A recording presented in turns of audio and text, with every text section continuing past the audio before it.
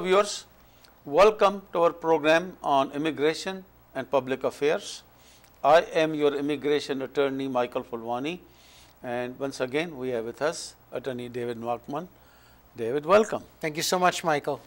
We have been talking a lot about the dreamers, and a lot of good information. We have. I think I missed still a couple of items from the previous programs, and let us do that. And then there are so many interesting items that we can.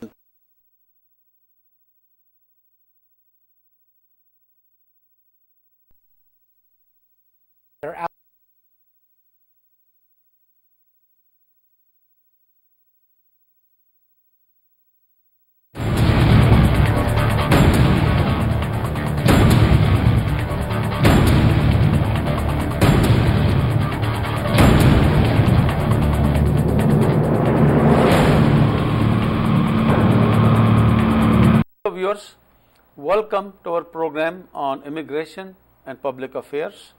I am your immigration attorney Michael Fulwani, and once again we have with us Attorney David Markman. David, welcome. Thank you so much, Michael. We have been talking a lot about the dreamers, and a lot of good information. We have. I think I missed still a couple of items from the previous programs, and let us do that. And then there are so many interesting items that we can talk about. Well, just quickly, Michael, I wanted to spend a couple of minutes to let our viewing audience know that there are a lot of excellent resources that are out there on our website, and they can feel free to access in order to help guide them on what they need to know about the Deferred Action and Childhood Arrival Program. So the first one, which is very, very important, is the FAQs. The FAQs, there were two FAQs that came out. One was originally put out closer to June, and then there was another one that was put out closer to August 14th, Correct. which was a supplementary FAQ, which really drills down and gives a lot of detail, not unlike the details that we've already provided in our previous shows. So that's number one. Number two is that there's something called a DACA Brochure that the USCIS had promulgated. That DACA brochure is available on the USCIS website at www.uscis.gov. Also, it's available on our VisaServe website, so feel free to go to our DACA Deferred Action and Childhood Arrivals page and take a look at that brochure. But probably the most valuable, there are two really, really valuable resources out there. One is a flow chart. There's a really nice flow chart, and that flow chart the government turned into a video. And both of those resources are available on our website at www.visaserve.com. If you're having any trouble finding it, please send us an email at info@visaserve.com, and we'll help you find those resources. But those are excellent government resources to help you understand what the parameters are of the new program and whether or not you can apply. If you have any questions, please let us know. Michael? Yeah, the only one item that I again want to revisit is that worksheet that is needed for 765, permission to work. And some people get confused on these three questions. What is your current annual income? What are your current expenses? Right. And what is the current value of your assets? Now, people say, why do they need this, number one, when you say necessity? Because there are different situations. There is a person who has never worked, right? So he has no income at all. But then they could ask him, then where are your expenses coming from? Maybe the father is supporting, mother is supporting, whichever way. So that should not be a problem, right? Let's say somebody is working without permission, let us say. That's the more troublesome issue. But no, there's a solution to that. Okay. Okay, person is making about $40,000-$30,000 by working someplace, and some people are even filing tax returns, right? Right. They might have got a EAD from asylum, social asylum, whatever other program. That's correct. They are working and they are paying their taxes. Right. Okay. However, that person can say, no, I am finding it difficult to continue the employment because I don't have a valid authority. So I want, in order for me to continue to do this, okay, I'm fine with income. I have a 43,000 income and my expenses are almost the same. I'm managing well, but I can't, in order so that I can continue to also get that continue this employment, I need a EAD card. Also, I need a EAD card because I'm big problem. I go on buses and I somehow manage to reach there and come back. But if I have a EAD, I can get a driver's license. Maybe not. That's an interesting question, and that's one that's right now. But I know, but very few states so far. I'm just saying, especially in most of the areas, New York, New Jersey, Connecticut. Right now, the feeling is that our Mayor Bloomberg has clearly said it's not a problem. Right. So basically, that's a good reason. One point I'm making: it's a good reason for a person to have domestically traveling. He wants to go and take a flight. He cannot go because he doesn't have a valid photo ID. Right. So so still there are a lot of problems, even if they're able to manage the life somehow. Now the only issue comes in there, if he has been working for 2 or 3 years or 4 years, has made money, has not paid the taxes. So he will say that once I have the social security number, I'll pay all my taxes for all the years. Yes, I'm telling the truth, honestly, I did work, I had some income, and I'm willing to pay the taxes the moment I have a social security number. Right. So I'm saying this is some example I'm giving. Right. Why you need again an experienced lawyer? The issues come in, and those people don't know what to say. They just say something, some stupid thing they write down and then fill up this thing. Right. Not a good idea. Well, our concern, we had a recent meeting in the office, and our concern is that if you're putting down that you are working on that WS, that I-765 WS, the question then becomes, are you admitting to unauthorized work? And if you are admitting to unauthorized work, does that mean then that if you ever decide that you want to adjust your status under 245C, that's going to be a bar? Because if you admit to unauthorized work and that is something you're admitting to the USCIS, then you're going to have a problem adjusting your status under 245C. No, but person is the person is unlawful status anyway. Well, that's you cannot adjust. So well, that's correct. But let's assume for the sake of argument that the Yarrabelli issue turns out to be permitted. So the individual gets their I-131.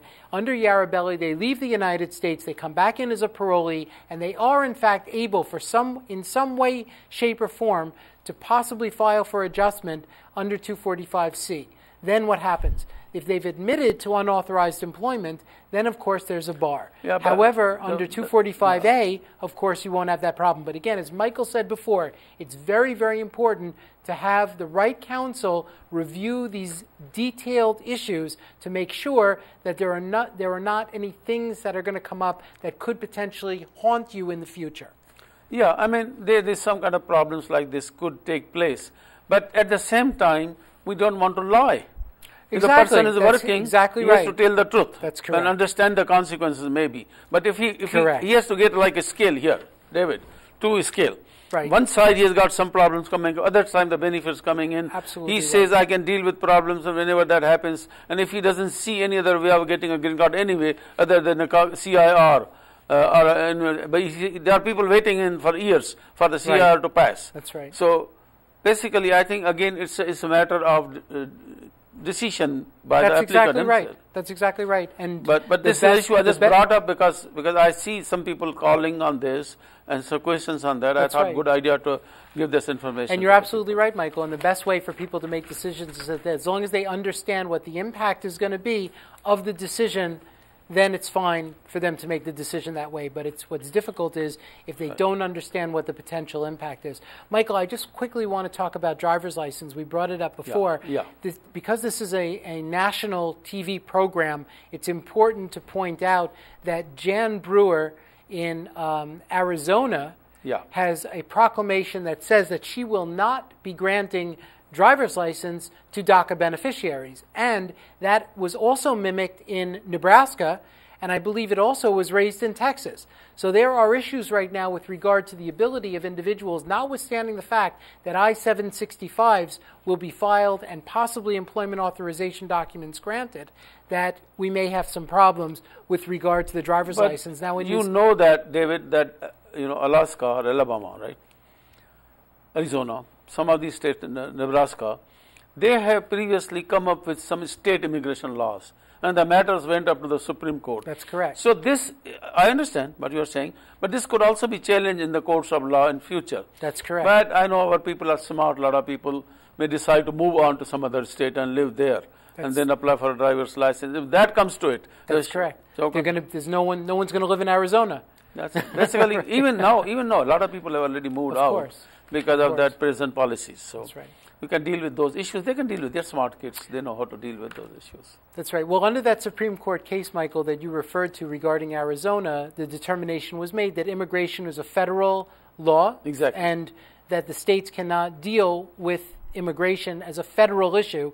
However, this Jan Brewer grabbed onto because it's a state issue, and it has to do with the driver's license. So there is a very high degree of a chance that there will be a constitutional challenge. And the response to that is still tries to, go over the policy decision made by the administration, the federal government. The federal government has made a policy decisions.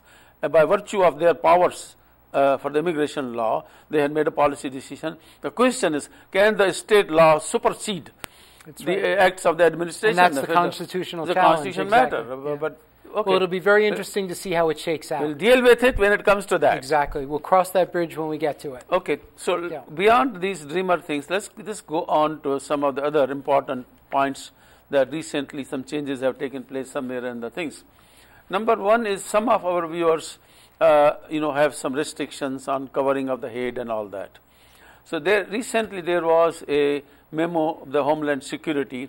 It says that some people have requested to waive the requirement of the head covering and all that. That's and right. My recollection is they say, no, we cannot waive. But we can accommodate in some ways. For example, in a particular, as long as the face becomes very clear, identifiable, that may be okay. So in a way, it is a good news that the government, the administration has at least agreed to accommodate to an extent. Obviously, otherwise the biometric is a big problem. The whole purpose of the biometric is that if somebody commits a crime, terrorism or anything, that they are able to identify the person. National security. National security. Exactly. This brings back thinking that their old times before the biometrics, people used to come what we call humshakal, look alike, and same photo substitution, phony passports, phony visas, all kind of people. These things happen because the system, technology was not advanced. Today, since their biometrics have happened, person when he gets a visa, it's in the biometrics there. Person arrives at the port of entry, puts the passport and hand on the computer, and they are able to catch that person based upon that biometrics. So it's very, very, very important that this is important for the security, but they are still, thank God, that they're still willing to make some compromise to accommodate people. This is a good time for us to take a break, Michael. Yes. Okay. Okay. So let's take a short break, and there's much more to talk about that. And right after the break, we're going to give you some more important information.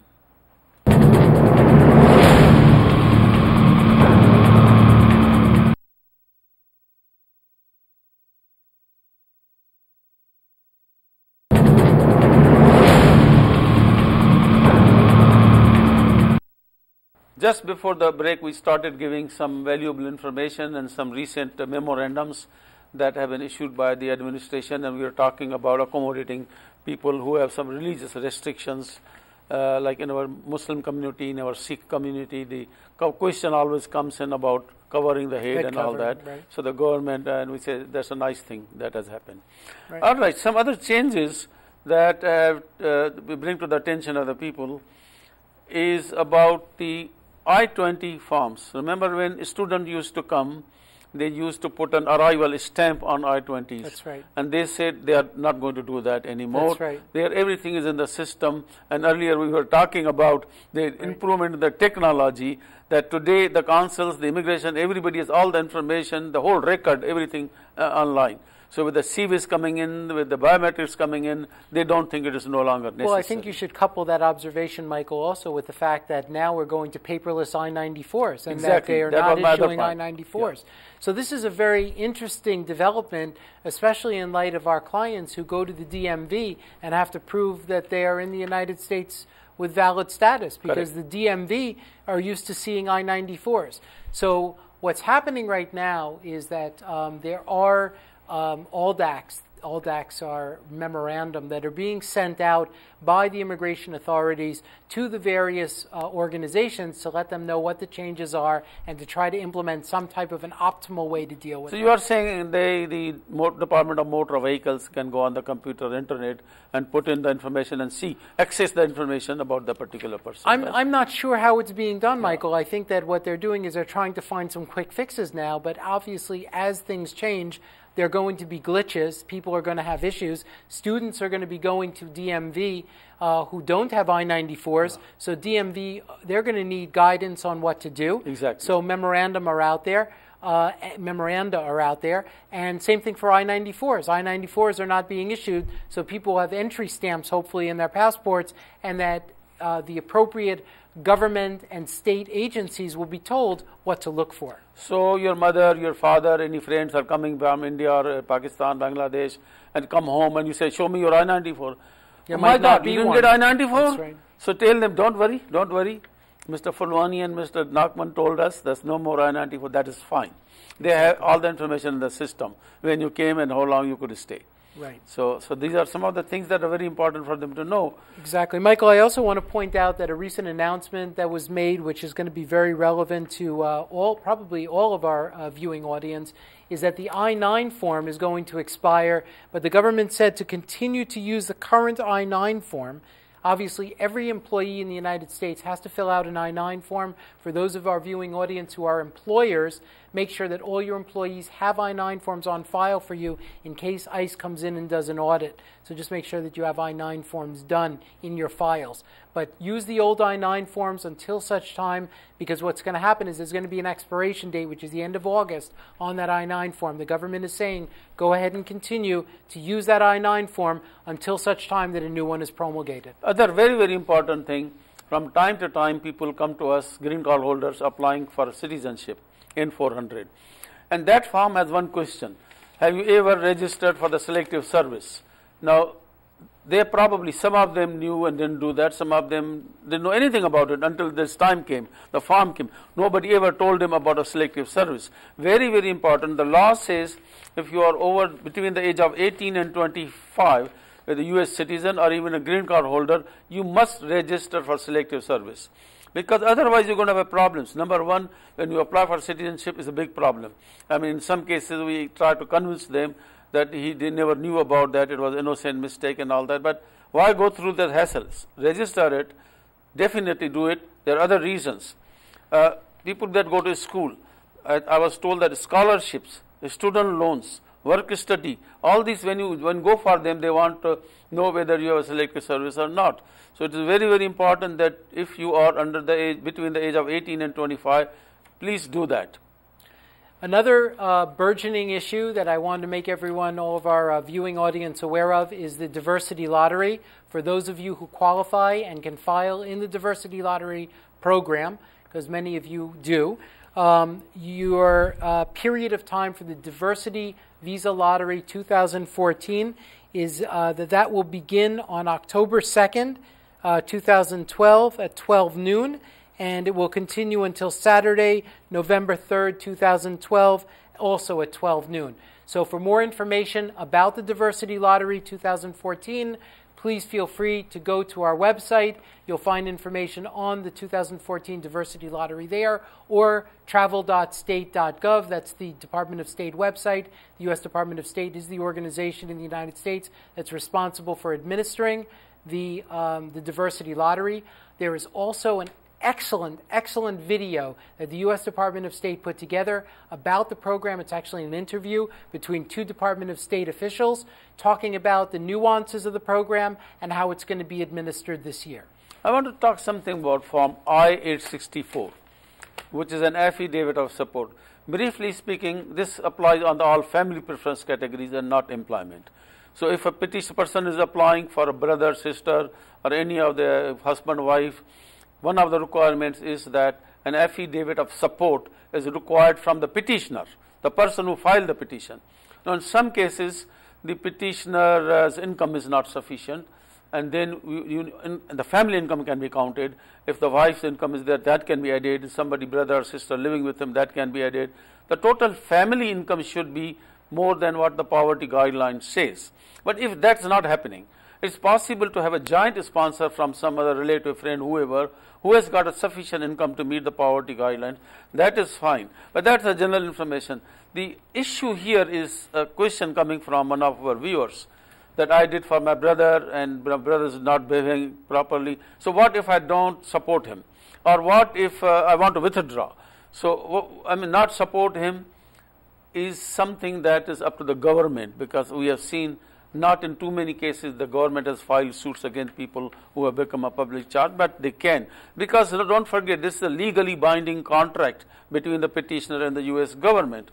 Withdrawing, I don't think you can withdraw. What would you say, David? You cannot withdraw 864. That's done. That's done. Right. Once you've done it, you've done it. You can't withdraw the support. Exactly. And it can be the enforcement that you're doing. It's the government that enforces that I-864.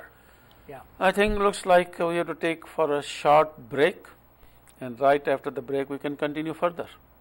So let's take a short break. Perfect. And we'll be back.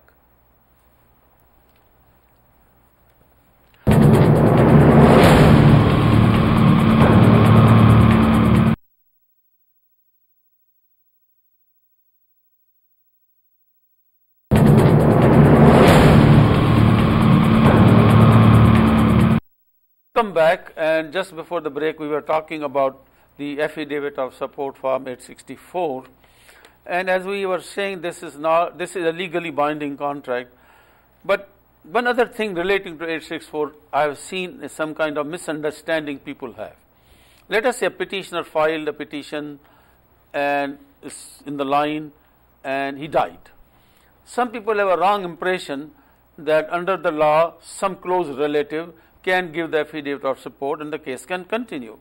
It's not a correct information. The right information is only if that petition is reinstated. But under the law, once the petitioner died, the petitioner comes to an end, it's terminated, except there were one or two exceptions where it had a beneficiary living in the US and all that. But in most cases where the beneficiaries are living abroad, petitioner dies, petition ends. However, in the law there is a provision that based upon humanitarian reinstatement, considerations, a application for reinstatements, means continuing that petition in spite of the death of the petitioner, can be made. Now, once the government agrees to that, okay, humanitarian reasons, we will continue. Then, of course, the affidavit of support, the person cannot come from up to give it, so a relative can give, close relative can give it. But some people have the wrong impression. All they have to do, they don't understand about the reinstatement. They just, oh, my brother will give the affidavit of support, I will give the affidavit of support. That's not going to work. Very, very important, especially from our community. This is a misunderstanding, very, very often happens. And the other thing that is on the domicile issue, on the 864 I'm talking about. Person is living with his wife in India since she got married. He's a green card holder or citizen even, citizen. But he went to India until the turn comes, until she gets a visa. 1 or 2 years he has been staying with her. He gives the affidavit of support. The consul says, where is your husband? He's in India. How long he has been here? He has been 2 years. Consul says, since he has not maintained the domicile in US, we cannot accept the affidavit of support and will not give a visa to your wife. Because remember, when time is going to come that the consul is going to insist for proof of domicile. So, person must maintain domicile in the US. He can go for brief visits, but longer visits will trigger this problem. But some cases it happens anyway. Even 2 years, the consul says, the law says, okay, still you have an opportunity to re-establish the domicile. So that person, citizen, can come in, stay here for 5-6 months, working, living, and give the document to the consul that yes, for 2 years I was there, but now I am back, I have re-established domicile. Consul can accept the affidavit of support and the visa process. These are some of the very technical issues, but every day I see this happening, right. And that's why I think our viewers should know this. And once you have this information, pass on to friends, relatives, so that these are the common mistakes we see every day people make. So that's a good piece of advice I can give you.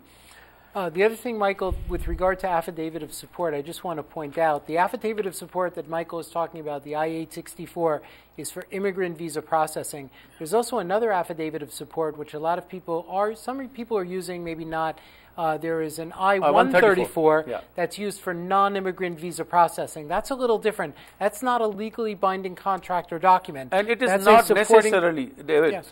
That is optional. That's correct. Because I got a rich person, he's coming for tourism, he got a lot of money. Correct. He doesn't need I-134. That's correct. So there are limited situations where the consul, and I'll tell you the truth, I have seen American consul don't give Don't even look at it. That's right. It's okay. I'm not that issue. Right. I'm looking at 214B issue. Exactly. Support. I understand your brother, your father. You're going to live there. You support it. Right. I just want to clarify. But there is a form. Right. I want to clarify for our viewing audience, because when they hear affidavit of support, sometimes they get confused about the I-864 and the I-134. So what Michael's talking about is something slightly different. Came into the law back in 1996. That was the I-864. But prior to that, remember, prior to that, I-134 was there. Yes, of course. For the family cases, it was I-134 compulsory. Right. That was exactly there. Right. Yep. But then they changed to A64 because people didn't care. Well, just it wasn't a legally binding document until 1996. So that's why this thing happened. So just quickly, I'd like to point out for those of you viewers who applied for naturalization, as we had mentioned several months ago, which was a great thing to do because you're going to hopefully have an opportunity to get your naturalization test in and do the oath and be able to vote in the November elections. There are new resources that are available on the USCIS website with regard to naturalization. They've actually promulgated the test questions in 7 languages.